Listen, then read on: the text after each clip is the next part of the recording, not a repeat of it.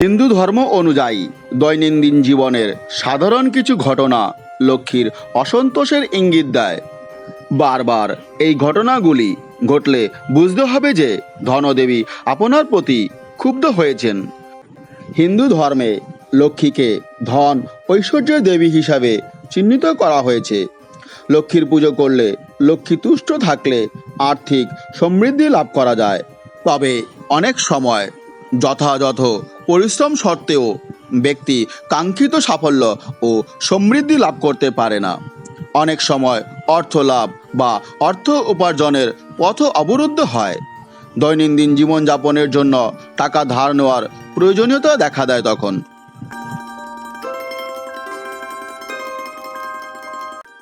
লক্ষ্মী অপ্রসন্ন হলে ব্যক্তির জীবনে নানা অনটন নেমে আসে।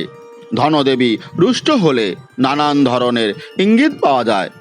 এখানে সেই ইঙ্গিতগুলির সম্পর্কেই আলোচনা করা হলো। আপনার জীবনের সঙ্গে এই ঘটনাগুলি ঘটলে বুঝতে হবে যে লক্ষ্মী আপনার প্রতি অসন্তুষ্ট হয়েছেন।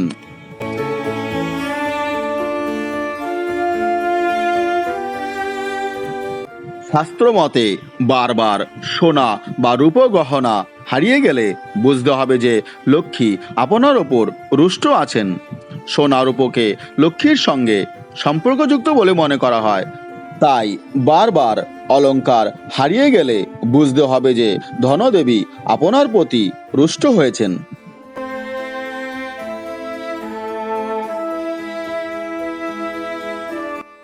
দুধ ফোটানোর সময় তা বারবার পড়ে যাচ্ছে বা হাত থেকে দুধের গ্লাস পড়ে গিয়ে দুধ ছড়িয়ে যাচ্ছে, প্রায় দিনেই এমন ঘটনা ঘটলে সাবধান হন, কারণ কোনো না কোনো কারণে লক্ষ্মী আপনার প্রতি ক্ষুব্ধ হয়েছেন। বাস্তুশাস্ত্রে তুলসী এবং মানি প্ল্যান্টকে অর্থের সঙ্গে যুক্ত করে দেখা হয়। এমন পরিস্থিতিতে এই দুই গাছ অকারণে শুকিয়ে গেলে সেটি বাস্তুদোষের পাশাপাশি লক্ষ্মীর রুষ্ট হওয়ার দিকেই ইশারা করে।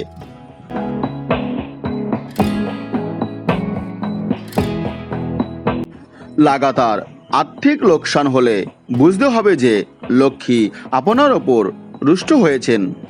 অনেক সময় হঠাৎ টাকা হারিয়ে যেতে পারে। এমন কিছু ঘটনা ঘটলেও বুঝতে হবে যে লক্ষ্মী দেবী আপনার ওপর রুষ্ট হয়েছেন।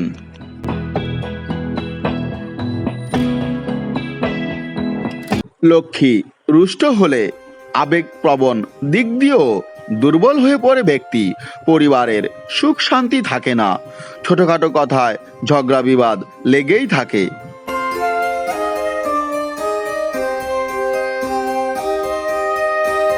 তাই অর্থ উপার্জন এবং গৃহে সুখ শান্তি বজায় রাখার জন্য লক্ষ্মীকে খুশি করা একান্তই প্রয়োজন। শাস্ত্র অনুযায়ী কিছু নিয়ম মেনে চললে লক্ষ্মী সন্তুষ্ট থাকেন এবং জীবনে কোনো অভাব অনটন দেখা দেয় না। লক্ষ্মীকে খুশি করার জন্য আমাদের কি কি করণীয় চলুন বন্ধুরা একটু জেনে নেওয়া যাক।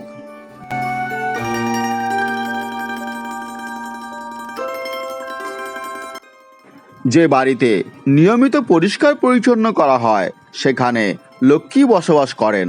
তাই আমাদের উচিত ঘরদর পরিষ্কার রাখা। পদ্ম ফুল লক্ষ্মীর অত্যন্ত প্রিয়, তাই পুজোর সময় ধনদেবীকে পদ্ম ফুল নিবেদন করুন। পদ্ম ফুল পাওয়া না গেলে গোলাপ বা কোনো লাল রঙের ফুল অবশ্যই নিবেদন করবেন। এতে লক্ষ্মী দেবী তুষ্ট হন এবং তার কৃপা পাওয়া যায়।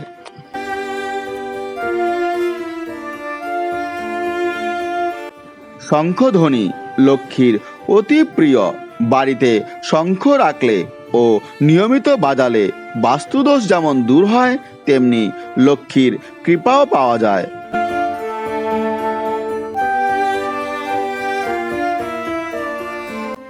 হ্যালো ফ্রেন্ডস, লক্ষ্মী দেবী রুষ্ট হলে পারিবারিক জীবনে কি কি ঘটতে পারে এবং লক্ষ্মী দেবীকে তুষ্ট করার জন্য আমাদের কি কি করণীয় তা এই ভিডিওতে আমি তুলে ধরলাম।